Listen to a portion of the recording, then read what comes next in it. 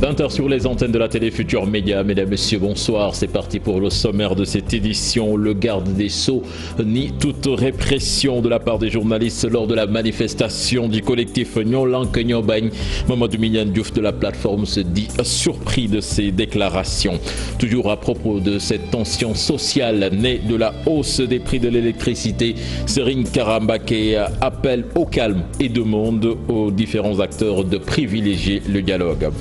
Le Parti socialiste rend hommage au président poète Léopold Sédar Senghor. C'était à l'occasion de la 18e édition des Journées du Souvenir dédiées au premier président de la République du Sénégal. Les temps forts à suivre dans cette édition. Voilà le sommaire de ce 20h.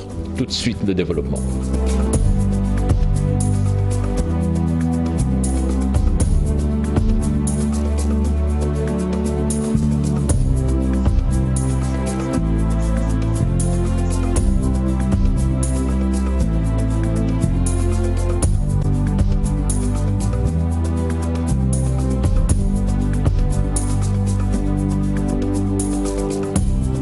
Tout d'abord, cette information, une femme âgée de 22 ans poignardée par son ex-mari Tia Ndiakhen dans la commune de Médina Sabakh. La victime évacuée au centre d'urgence de Nioro a rendu l'âme en cours d'évacuation. Une information de notre correspondant à Kaolack, Ibrahima Diamé.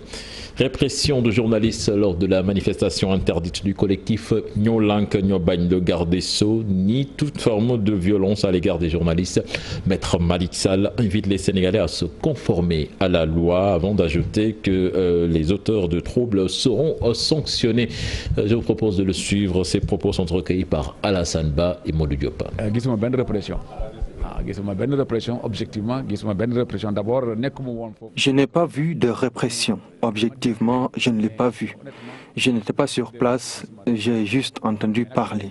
Honnêtement, je n'ai pas vu de répression. Mais il faut savoir qu'un État a ses règles. Si on interdit une manifestation, tout le monde doit se conformer.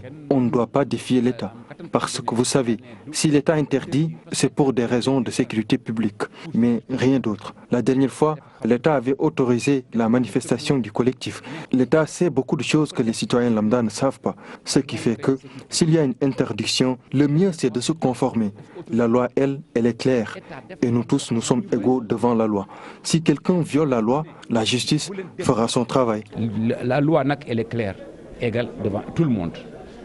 Qui viole les lois, Mignane Diouf de la plateforme Nyolank Nyobany se dit surpris de la sortie du ministre de la Justice. La répression, dit-il, était au vu et su de tout le monde et il soutient que le mouvement ne va pas faiblir.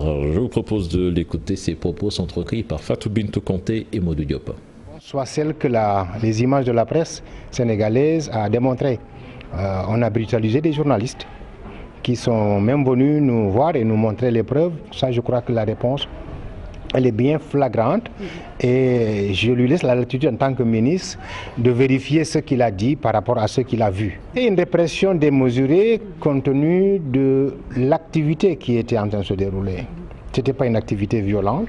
Ce qui était là, personne n'a porté un grain de sable dans sa poche. Les journalistes aussi qui faisaient leur travail, je ne vois pas en quoi on peut brutaliser professionnellement quelqu'un qui est en activité. On aurait que nous sommes en train de dérouler. Dans ce plan d'action, des activités à Dakar, à Thiès, à Kaolack, à Saint-Louis, et ainsi de suite. Dans ce plan d'action aussi des rencontres périodiques avec des organisations sociales, citoyennes et même politiques. Pourquoi pas, dans ce plan d'action aussi, voir quelles sont les possibilités qu'il peut y avoir pour dialoguer. Si dialogue. Puis Serigne Kara Mbacké se prononce sur la tension sociale née en partie à cause de la hausse des prix de l'électricité. Le guide religieux appelle au calme et au dialogue. Je vous propose de l'écouter. Les marches ne font souvent qu'entraîner de vives tensions. Les lacrymogènes et autres échanges notés souvent entre forces de l'ordre et manifestants, il faut les éviter. Le Sénégal a besoin de paix. Les hausses, comme c'est le cas sur le prix de l'électricité, tout cela ne dépend pas forcément de la volonté du président. Il faut savoir que c'est dû à de nombreux facteurs.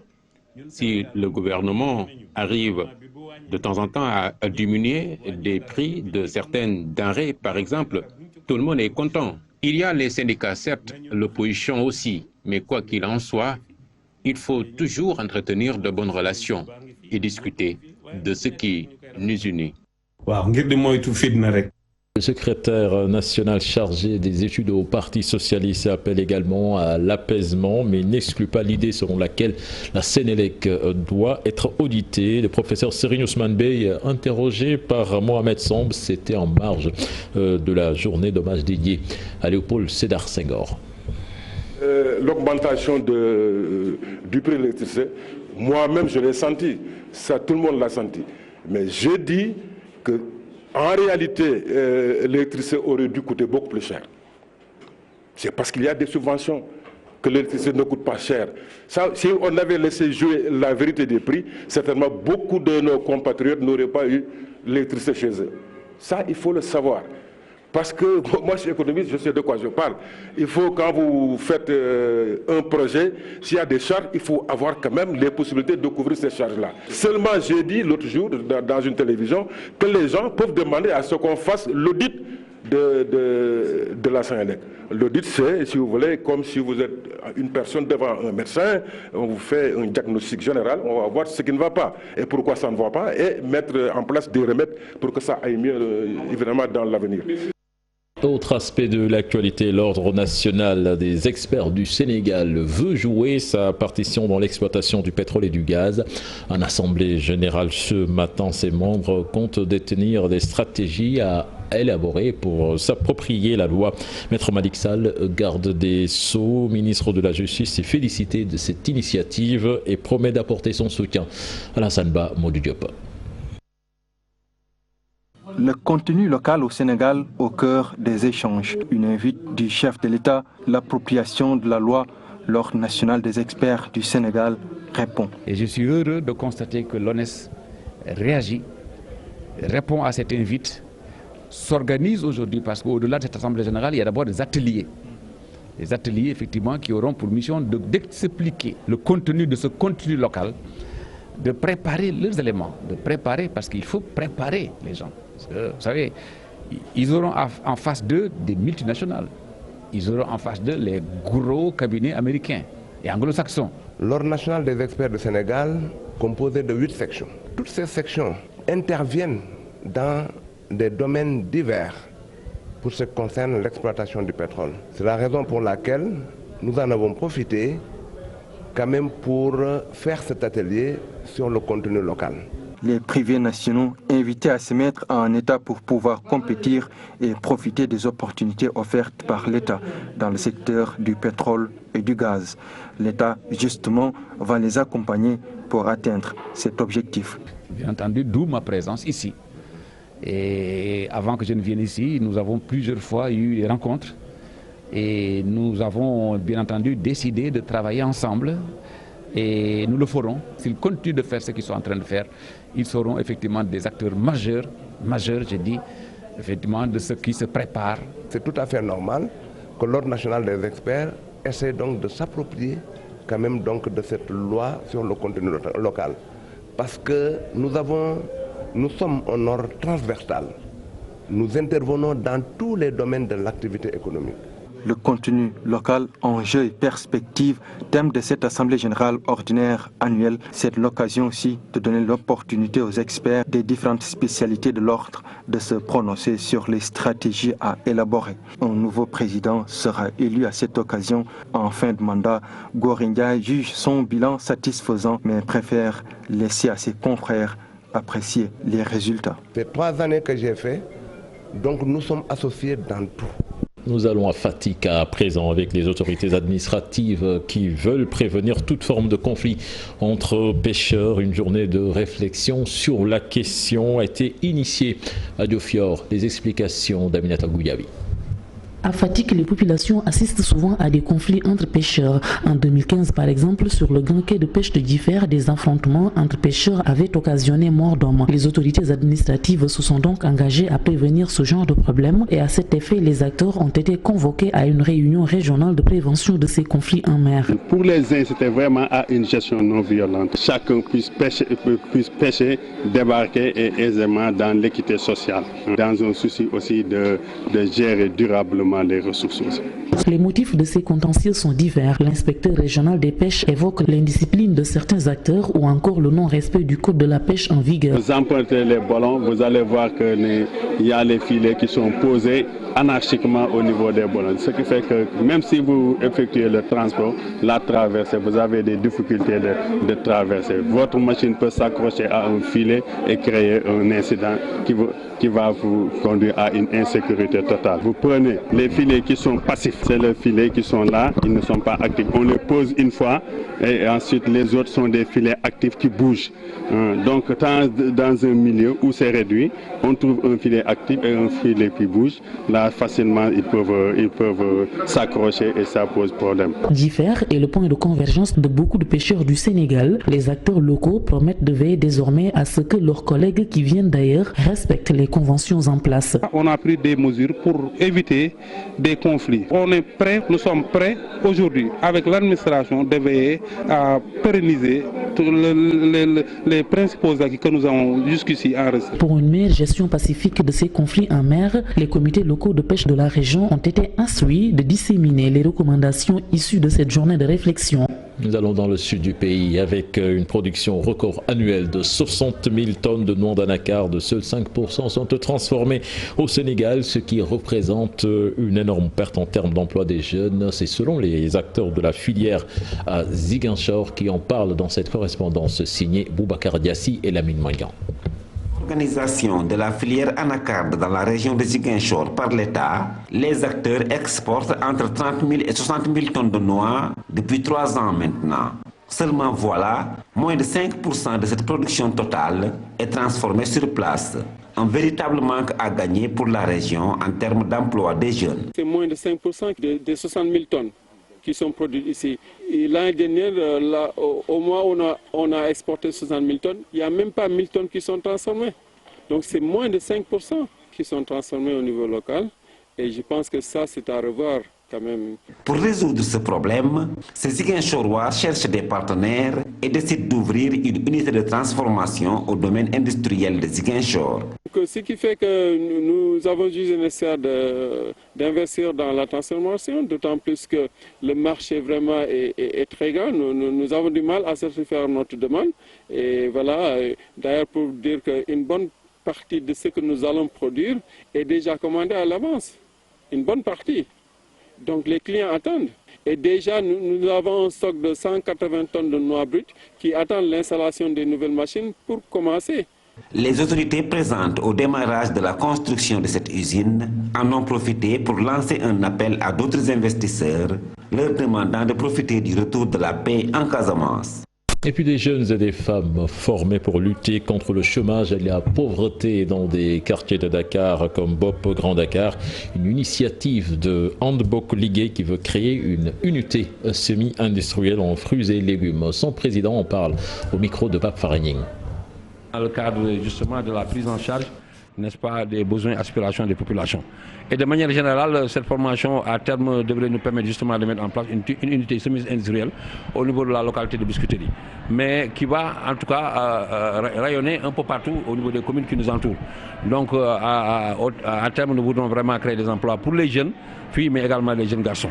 Donc c'est la raison principale en tout cas de cette initiative qui en fait constitue en tout cas un départ, une première étape qui devra nous permettre à terme, comme je l'ai dit, de créer vraiment une unité semi-industrielle qui permettra de prendre en charge vraiment toutes les préoccupations des jeunes dans le domaine de l'emploi. Et puis la paix, la sécurité et la stabilité dans la sous-région au centre des débats de le réseau des maires du bassin du fleuve Sénégal qui regroupe plus de 100 collectivités territoriales entre la Mauritanie, la Guinée et le Sénégal lors de leur deuxième assemblée générale. Une bonne tribune pour discuter autour de ces problématiques, comme vous allez le voir dans cette correspondance signée Moussa Omar Gueye.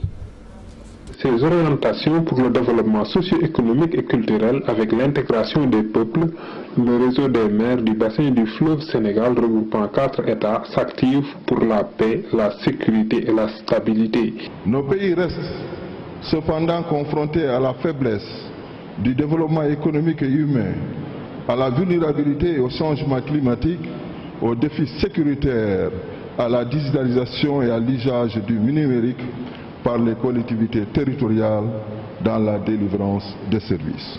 C'est dans un tel contexte inopérant que nous tenons notre Assemblée générale, que nous avons atteint nos objectifs, les résultats escomptés, et je n'en veux pour preuve le financement par l'UMOA, comme je le disais tantôt, pour nous doter d'un schéma d'aménagement transfrontalier intégré SATI du bassin du fleuve Sénégal et l'appui attendu de la coopération suisse à hauteur de milliards de nos francs CFA, dont la convention a été signée il y a un mois environ à Abidjan. Le ministre des collectivités territoriales, représenté par le directeur général de l'Agence pour le développement local, Malal Kamara, ainsi que le questeur de l'Assemblée nationale, Daouda Dia, et le vice-président des associations des immigrés et sénégalais de la diaspora ont pris des engagements fermes pour accompagner le réseau des maires du bassin du fleuve Sénégal pour faciliter l'atteinte de ces objectifs. Puis la journée du tirailleur célébrée ce samedi, une journée dédiée à Abdoulaye Ndiaye de Thiawor et son homonyme plutôt de Saint-Louis, une cérémonie qui s'est déroulée au cimetière de Thiaroye 44. Le ministre des Forces armées en a profité pour rendre hommage aux anciens combattants. Maître Sidiki Kaba, que je vous propose d'écouter au micro de Salif Sow et Asmalik Diop.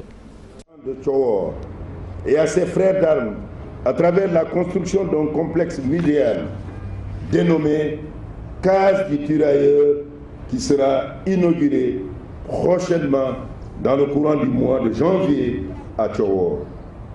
Quant à Abdoulaye Ndiaye de Saint-Louis, sa famille, avec l'autorisation de la direction des archives et du patrimoine historique du ministère des Forces armées, lui a consacré une journée d'exposition au musée des Forces armées en 2017. La leçon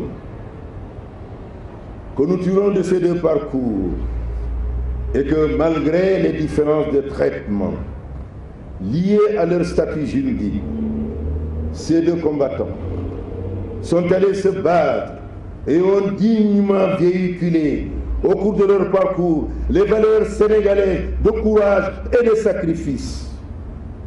Ils ont ainsi, les deux, contribué vaillamment à l'avènement d'un monde libre.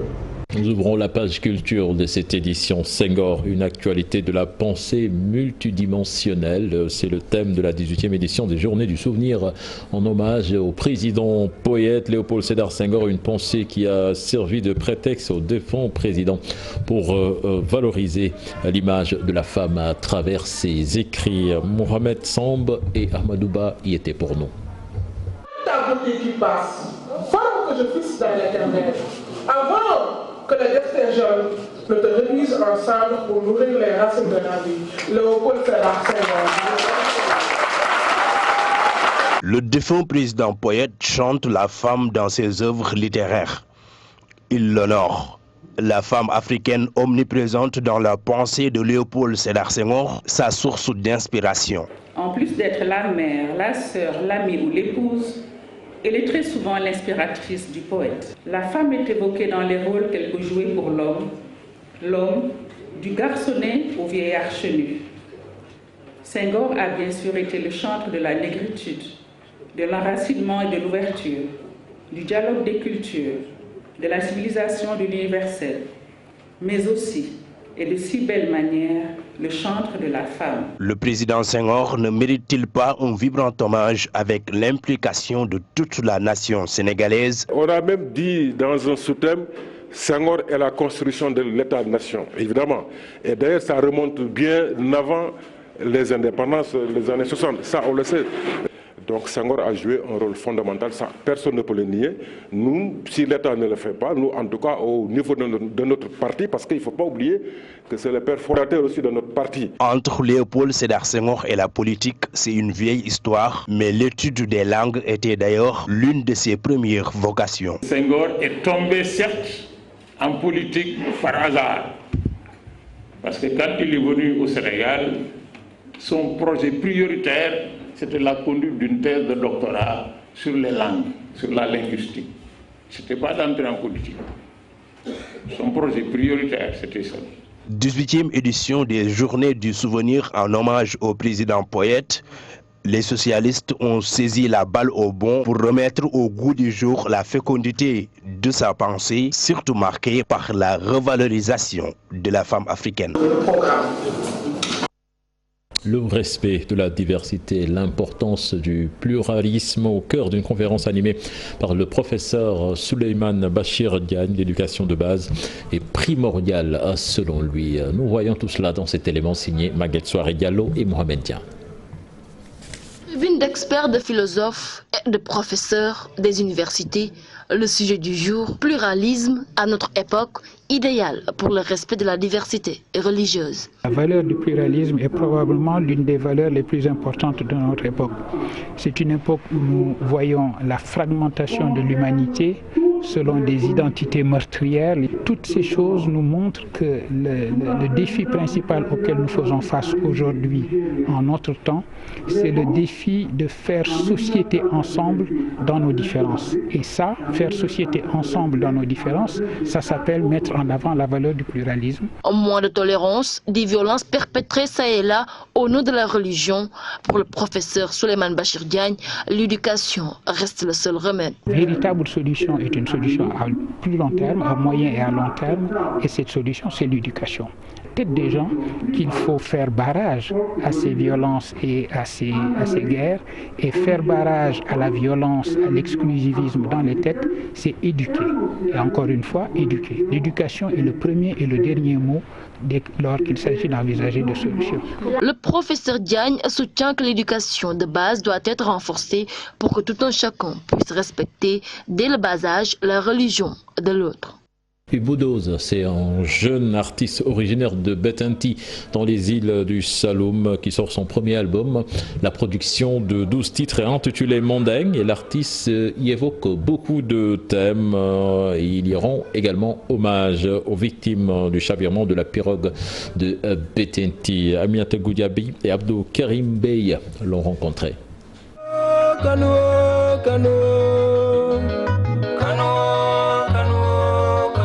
D'emblée, il décrypte le nom choisi pour l'album. Mandeng, man anglais, deng français.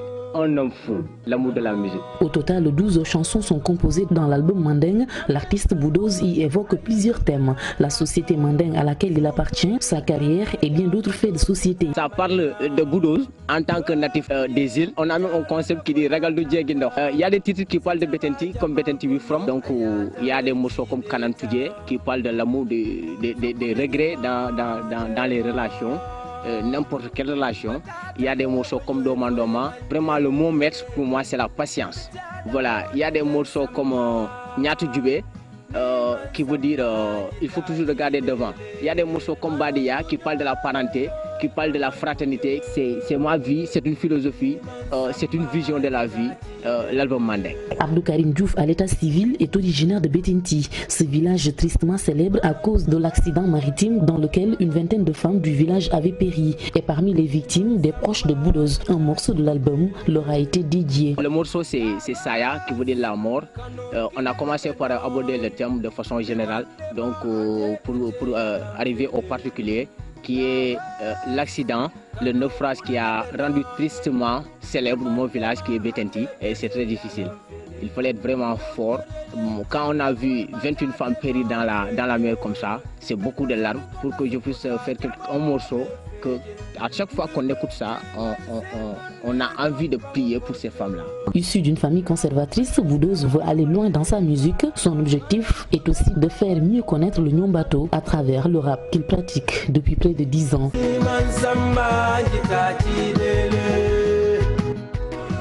La page des sports à présent, après la démission du président du Stade de Mbour, le comité des supporters du club supplie Serigne Saliou Samb pour qu'il revienne sur sa décision. Là-dessus, je vous propose d'écouter Alassane Dia, il est le président du comité.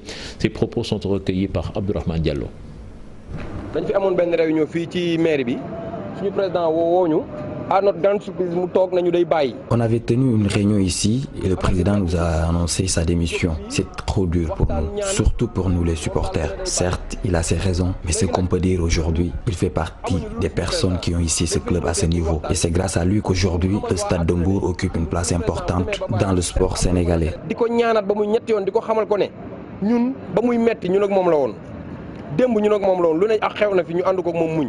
Et nous les supporters, on est derrière lui. On est en tout ce qu'on veut, c'est qu'il renonce à sa décision. Parce que nous, on n'est pas prêts à le lâcher. Ce qu'on lui demande, ne serait-ce que pour cette saison, il n'a qu'à revenir et gérer le club. Et on demande aussi à tous les fils de Mbour et toutes les personnes qui aiment Mbour à essayer de convaincre le président pour qu'il revienne sur sa décision. Parce que le club a besoin de lui. di ko ñaan mu ñëwaat jël poste bi ñu ànd ak moom liggéey bu fekkee ne mënta ñàkk ba mënta ñàkk mu gunge ñu sax ba saison bi jeex. Puis violence dans les Navétanes, la zone A de l'Opcaf de Rufisque se lance dans la sensibilisation. Objectif bien préparer la finale pour une fête sans heurts. Une autre manière aussi de remercier le préfet de Rufisque qui a autorisé la reprise des Navétanes sur l'ensemble du département. Je vous propose de suivre Ali Sek. Il est membre du mouvement Navétane à Rufisque. Ses propos sont recueillis par Ousseynou Thiam et Ahmadou Bamba Samb. Où le préfet arrêtait les Navétanes, nous tous nous étions d'accord pour que les Navétanes s'arrêtent au niveau de Rufisque.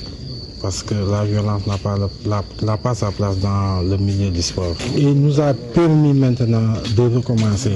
Maintenant, c'est à nous maintenant de montrer au préfet. On peut s'amuser dans le fair play et dans la sportivité. Parce que nous avons vraiment galéré. Parce que pendant ces pratiquement un mois de latence, d'attente pour que le préfet lève la sanction. Vraiment, on a battu le macadam, on a tout fait. Donc ça doit nous servir de leçon. Une finale apaisée. C'est l'appel qu'on lance à la population de Rufisque. Parce que une finale, la violence n'a pas sa place dans le sport.